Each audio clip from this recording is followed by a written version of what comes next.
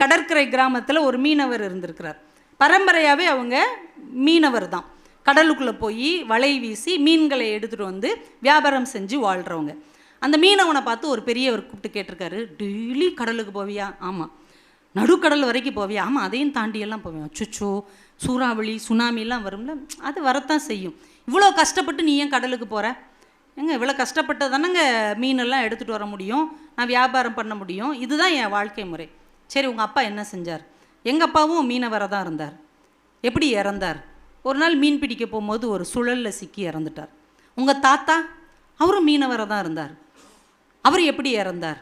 ஒரு நாள் அவர் இது மாதிரி நடுக்கடலுக்கு போகும்போது ஒரு சூறாவளி வந்து அதனால இறந்துட்டார். இப்படி உங்கள் பரம்பரையே கடலுக்குள்ளே போனதுனால தான் இறந்துருக்காங்களே, நீ அதையும் தாண்டி டெய்லி கடலுக்கு போறியே, உனக்கு பயமா இல்லையா? எந்த தைரியத்தில் நீ கடலுக்கு போகிற?